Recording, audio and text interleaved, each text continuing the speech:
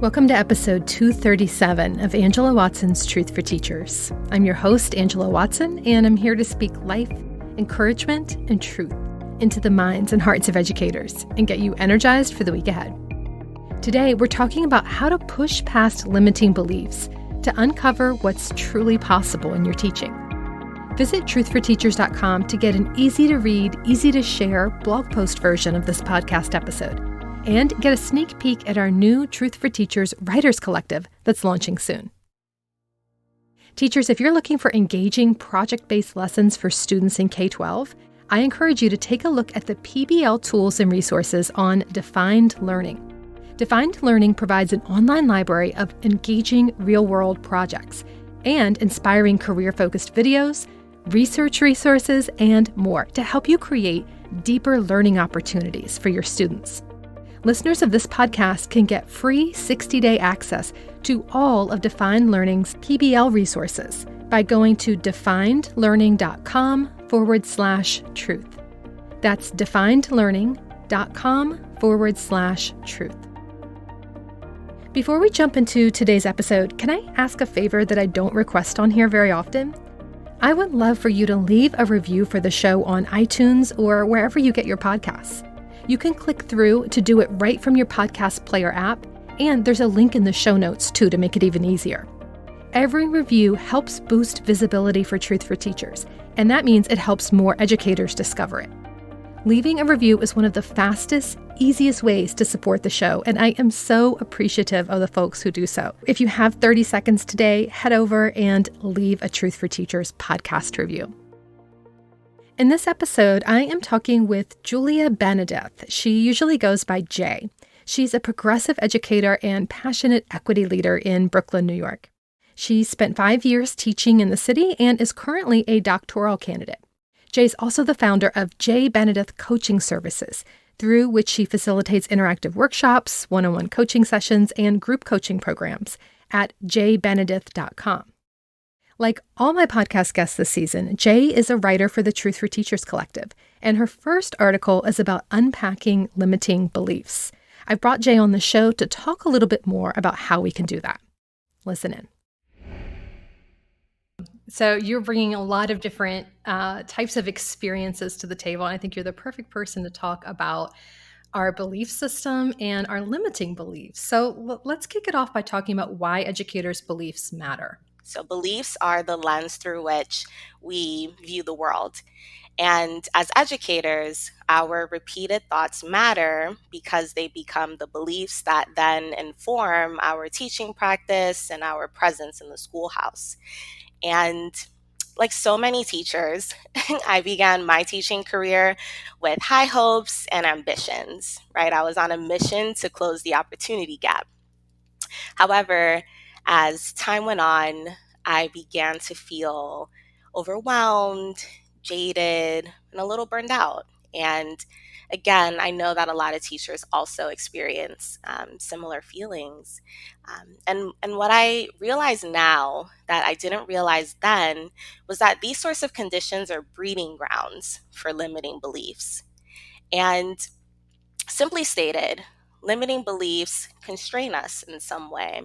These are beliefs that may be directed towards ourselves, they may be directed towards other people, like our students, or entities such as our districts, or even ideas like our school's mission statement.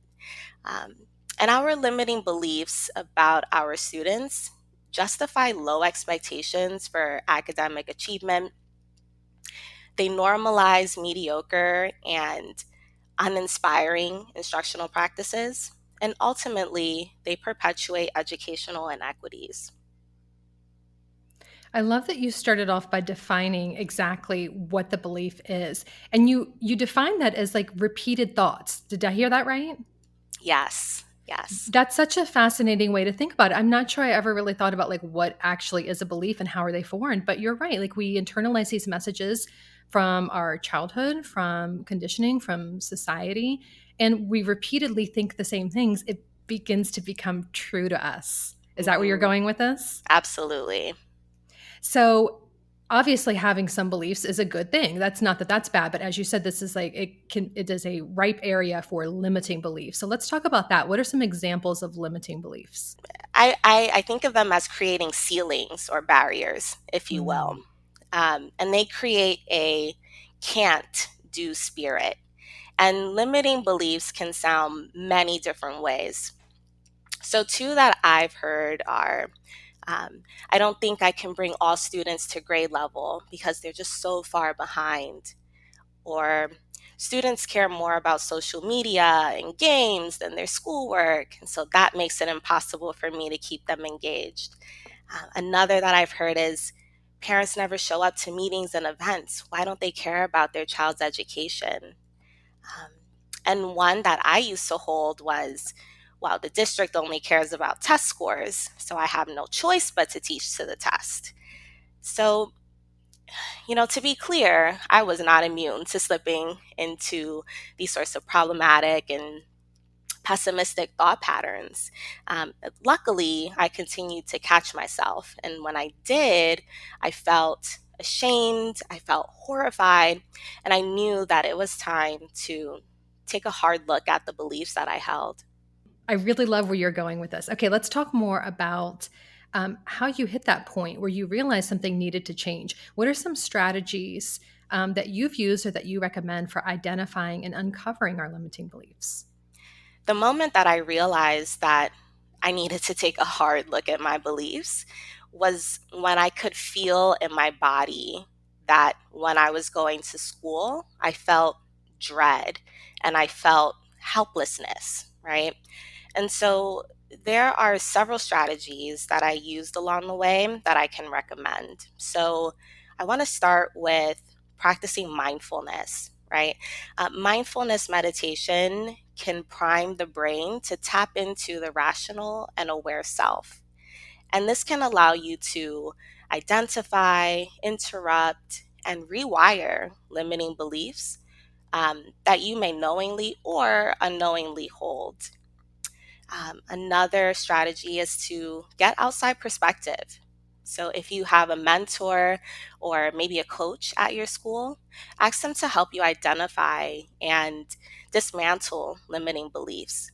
And if you are unable to find someone in the workplace to support you, you can seek out um, an external coach, a consultant, or maybe even a mental health professional like a therapist. Um, and in thinking about my own coaching practice, I metaphorically hold up a mirror for my clients so that they can bear witness to their own thoughts from a third party perspective. Something else that I recommend is constructing your own professional development plan, and to do so through an equity lens. So you can enroll in a training program. The National Equity Project has really, really great programs, and they're designed to help you examine your belief systems. And that's a great way not only to examine any limiting beliefs that you may have, but it can also reignite the spark that may have been lost during challenging times. And last but not least, be mindful of the company that you keep, both within the schoolhouse and also outside of it. So think to yourself, do the people you surround yourself with have limiting beliefs themselves? And how might this impact you? How might this influence you? And as you're going through this process of identifying and uncovering your own limiting beliefs, you want to make sure that you have people who are supporting you and who are holding you accountable. And maybe you're holding them accountable too and supporting them as well if they're on their own journey. And you can also cheer each other on. That feels so good. Um, and so just protect your spirit in this journey and know that limiting beliefs are common and they can also be dismantled. The examples that you gave of limiting beliefs really, I think, are so common. Like every single one that you gave, like, these parents don't care, these kids can't possibly do things that other kids can do because of X, Y, and Z. I feel like those kinds of mentalities are so rampant in education that in order to recognize that as a limiting belief and not a fact, you really do have to unpack that. And you have to surround yourself, as you're saying, with people who are willing to question and examine the things that they believe are true, because so much of the messages you will hear, I mean, I even just think about like memes that I see floating around Yeah. online, they play right into these things. And it requires that mindfulness that you were talking about, and this intentionality of really questioning what we're seeing, and realizing, like, is this actually true, or is this a broad generalization? Is this based on an assumption that I'm making? Maybe it looks to me like the parents don't care because they're not showing up to a conference, but is that the only way that a parent can be involved in their child's education? Or do they have a different way of showing it that maybe I'm not supporting?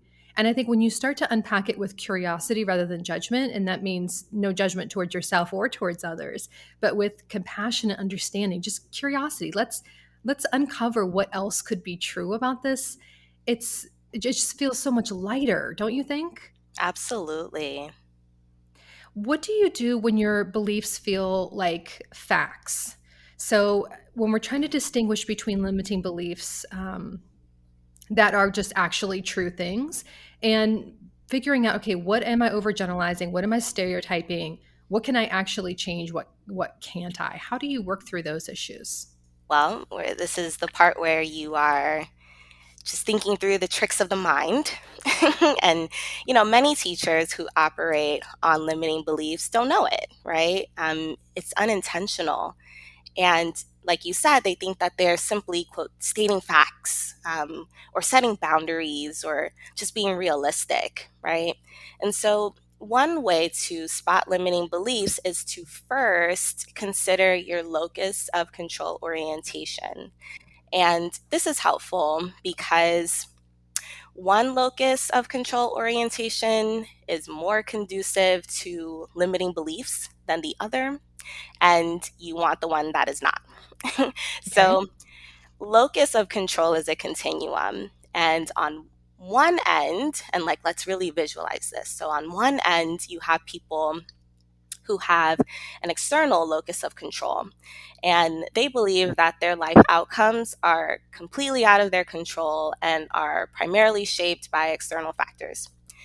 And this can lead to what can be called learned helplessness, right? So if we're thinking about the limiting belief around districts only caring about state tests and therefore teachers have no choice but to teach to the test, this way of thinking absolves oneself of agency in the matter. Um, and it's like, okay, well, this is out of my hands and there's nothing I can do about it. And that can feel really disempowering. And that can lead to limiting beliefs, right? And on the other ends of the continuum, you have people with internal locus of control. And they typically believe that their life outcomes are largely determined by their own intentions and their own actions. And they hold their agency and their abilities in high regard. So again, if we're thinking about that same situation around a district's, testing policies, a teacher with a strong internal locus of control might say, okay, there may be some things that are out of my control here, right? There's a particular mandate that I need to meet, or maybe there's certain materials that I have to use, and those things just are what they are. But that being said, I can think about all the ways I can use this moment and this opportunity to still engage my students in a way that is rigorous and joyful. And I can uphold my integrity as a teacher. So, to recap, before you can identify limiting beliefs and truly distinguish them from aspects you genuinely are not in a place to change at the moment, you first need to strengthen your internal locus of control. And then after that, my suggestion is to get really clear about your role, your mission, and your goals, right? So get really clear about what you are able to do and what you are expected to do within reasonable parameters. So, one way to do that is to center your personal equity imperative, which is like your own mission statement, and then also that of your school. And limiting beliefs are typically misaligned with equity imperatives, right? If you're thinking about all the things that cannot happen or all of the things that your students are not doing or cannot do, there's no way that you are striving towards educational equity. You need to know what exactly is on your plate, do the best that you can, um, and then start to expand from there if you have the capacity. And that sort of approach can really help you to mitigate fatigue, burnout, and negative thought patterns. So, we're talking a lot about agency here and knowing what you can change and knowing what you can't. Can we talk a little bit about how this intersects with understanding systemic and institutional problems? Because there's a school of thought out there that I think is very damaging, which is that if we acknowledge that there are systemic problems related to white supremacy, related to the patriarchy, related to any kind of inequity in our systems, if we acknowledge that, then we immediately turn those people who are supposedly, as they would say, being oppressed into victims, and that just leads them to be dependent on other people to fix their problems for them. Can you speak a little bit to how understanding what's within your realm of control and letting go of limiting beliefs fits in with acknowledging very real systems of oppression and marginalization? And how do we integrate that as we work to make more equitable schools for our kids? Right, that's a great question. That was a I deep one. I just threw yeah, that at you. I love that. I love that. It's something that I actually think about a lot. And there's no right answer, and there's no one size fits all for this. So I identify as a queer Afro Latina, growing up in New York City, and I I came to a point where I realized that there were ways in which I could make a difference on the ground, in the school, within my community, um, day to day. And then there are other ways that I can contribute to efforts to create systemic change, right? And I had to, again, get really clear about what I wanted my role to look like as a teacher on the ground, and then also what I wanted my role to look like in being a change agent for institutional change. And so, as a teacher, I realized that what I'm doing in the classroom is transformational, or at least it can be if I adopt what I like to call limitless beliefs, Mm. right? And these are beliefs that create spaciousness, right? That create freedom and that allow us to um, imagine, create opportunities and possibilities. And so I stayed grounded in that when I'm in the classroom, when I'm with my students, when we're reading or we're doing math problems.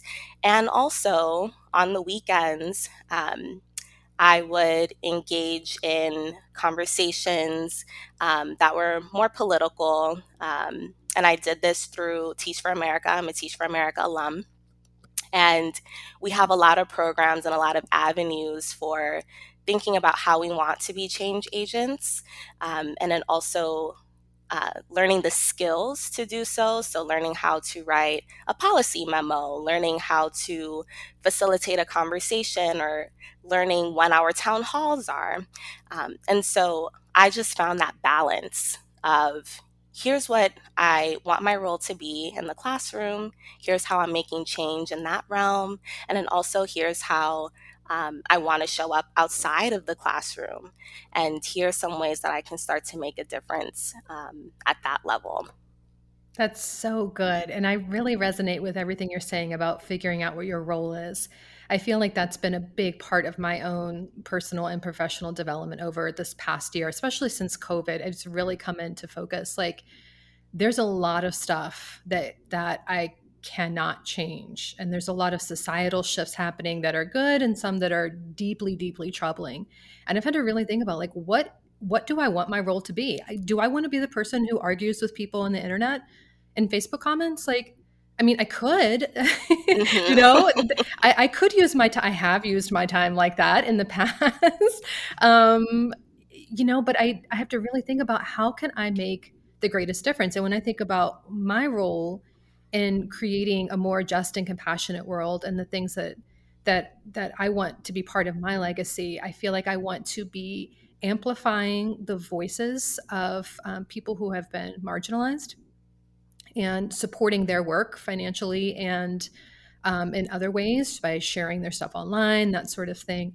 And also illuminating different kinds of voices that I think we need more of in the world.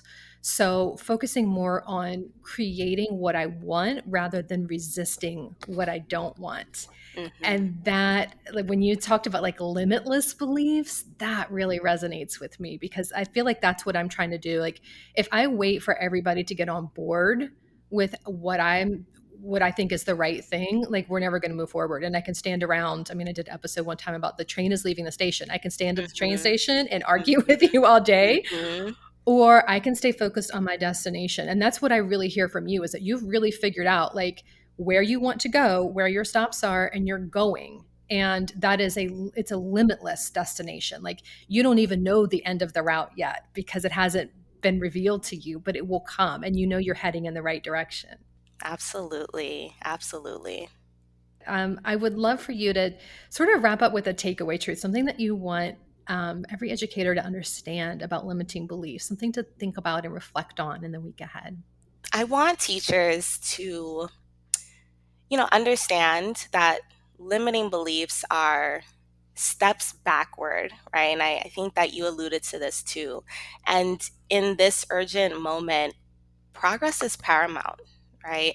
Um, and being a teacher has always been a profession for the strong willed and the dedicated. And we just have to know that even during challenging times, there's always hope. Right, Mm. we have that ability to reimagine and to reconstruct our future, and our kids are depending on our ability and strength to do that. And, no teacher is an island, right? So we just have to make sure that we are tapping into our community and our support system, and taking that time and space to process our own lived experiences and to evaluate our behaviors and our biases and our beliefs.